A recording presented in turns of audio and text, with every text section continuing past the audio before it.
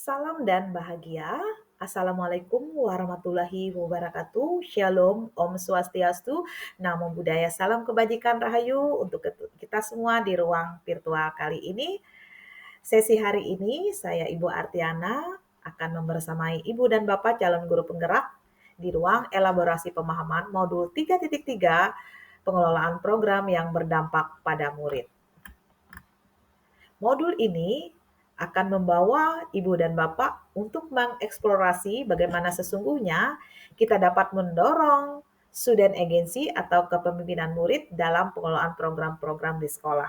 Mendorong kepemimpinan murid dalam program sekolah bukan hanya memungkinkan murid untuk belajar menjadi individu yang lebih bertanggung jawab, berdaya, dan kontributif, namun pengalaman dan kebermaknaan yang mereka dapatkan dari proses belajar mereka dalam program-program sekolah tersebut sesungguhnya akan memberikan bekal untuk mereka menjadi seorang pembelajar sepanjang hayat.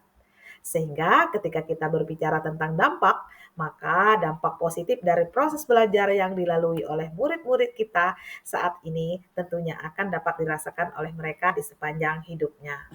Nah, kali ini kita akan membahas 5 pertanyaan yang sudah terangkum dalam sesi elaborasi pemahaman modul 3.3 ini.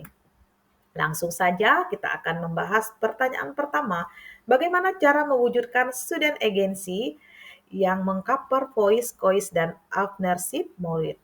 Apakah mereka diberikan kebebasan tak terbatas dalam menentukan pembelajarannya, sementara tugas guru adalah mendampingi, mendorong mereka untuk menuju kodrat kebahagiaan terbaik mereka. Nah, di sini murid perlu diberi ruang untuk menyuarakan suaranya, membuat pilihan, dan menumbuhkan rasa tanggung jawab. Mereka perlu mengambil kepemilikan dan tanggung jawab atas proses pembelajaran mereka sendiri. Jadi, murid bukan berarti bebas, tak terbatas sepenuhnya, karena murid tetap membutuhkan bimbingan guru dan tuntunan guru yang dapat mendorong kepemimpinan murid untuk menuju kodrat kebahagiaan terbaik mereka. Pertanyaan kedua, bagaimana atau sejauh mana peran guru dalam mengarahkan murid untuk melaksanakan sebuah program atau kegiatan agar bisa mendorong kepemilikan secara berkelanjutan atas program yang dilakukan. Nah, saya akan mengulasnya bahwa di sini guru berperan untuk membimbing, menuntun, membuat refleksi dan umpan balik, dan dapat juga melaksanakan proses coaching sebagai proses berusaha secara aktif mendengarkan, menghormati, menanggapi ide-ide, pendapat, pertanyaan, aspirasi, dan perspektif murid-murid yang dapat nantinya akan mendorong kepemilikan secara berkelanjutan atas program untuk menuju kodrat kebahagiaan mereka, yaitu pendidikan itu, di mana pendidikan itu adalah menuntun segala kodrat yang ada pada anak agar mereka dapat mencapai keselamatan dan kebahagiaannya setinggi-tingginya baik sebagai manusia maupun sebagai anggota masyarakat. Berikutnya pertanyaan ketiga, apakah program yang bertujuan menumbuhkan kepemimpinan murid ini harus dilakukan sepenuhnya oleh murid, mulai dari perencanaan, pelaksanaan, evaluasi, sejauh mana keterlibatan guru dalam program yang akan dilakukan?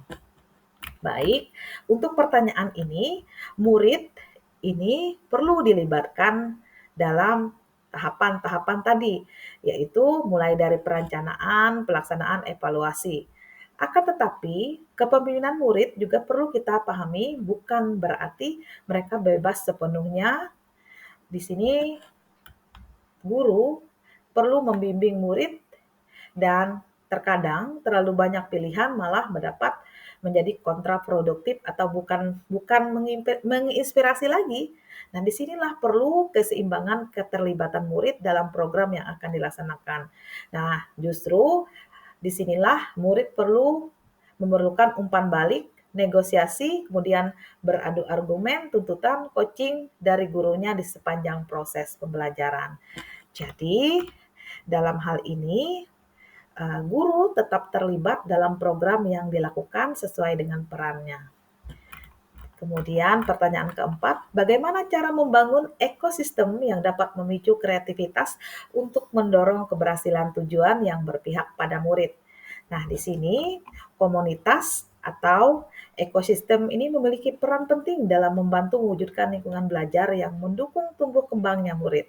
Disinilah penting menciptakan budaya positif di mana terjalin atau lingkungan yang ada di sekolah atau di lingkungan sekitarnya itu menjadi aman, nyaman sebagai bagian dari ekosistem sehingga dapat memicu kreativitas untuk mendorong keberhasilan tujuan yang berpihak pada murid.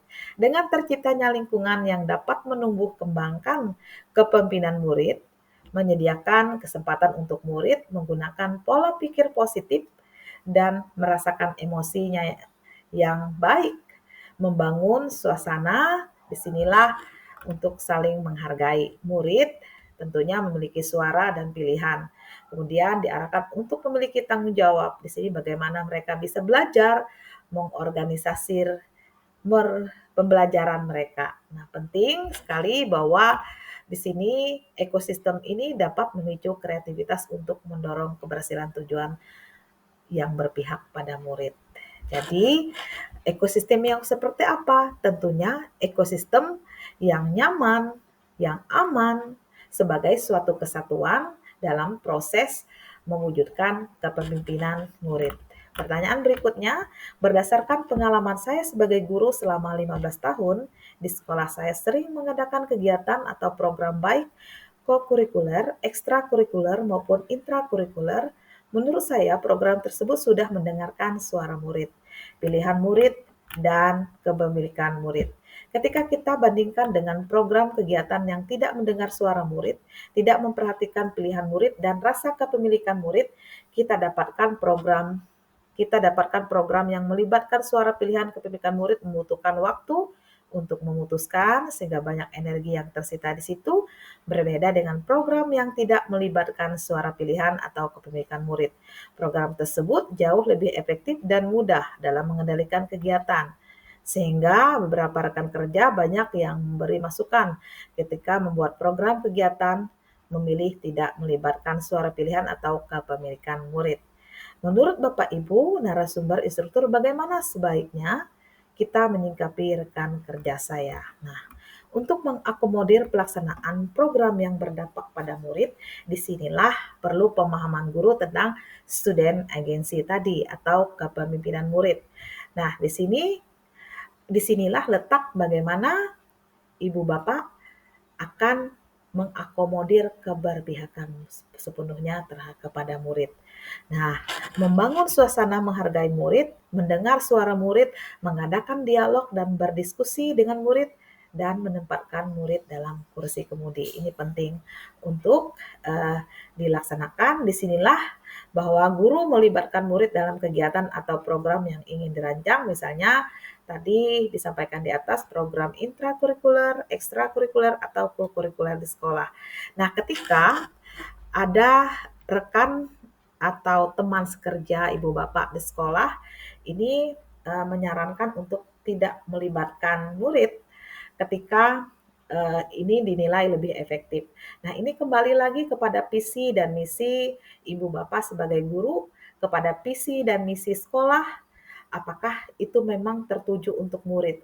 Apakah di sana sudah termaktub bahwa murid itu adalah bagian penting?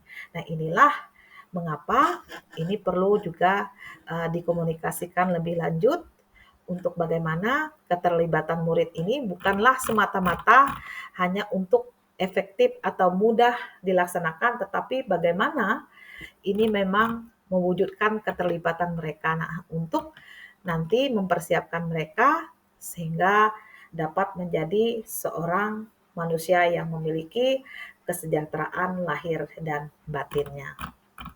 Nah, itu Bapak Ibu calon guru penggerak. Di sini kita akan perlu untuk memandang bahwa student agency itu memang penting untuk dipahami oleh ibu dan bapak calon guru penggerak dan rekan yang lainnya. Itu yang bisa saya ulas. Terima kasih. Kan kita mungkin akan memandang dari perspektif pemahaman ibu bapak terkait dengan kehidupannya sehari-hari di sekolah, bagaimana menjadi program-program sekolahnya ini memang betul-betul berdampak pada murid. Terima kasih, salam dan bahagia. Sampai jumpa.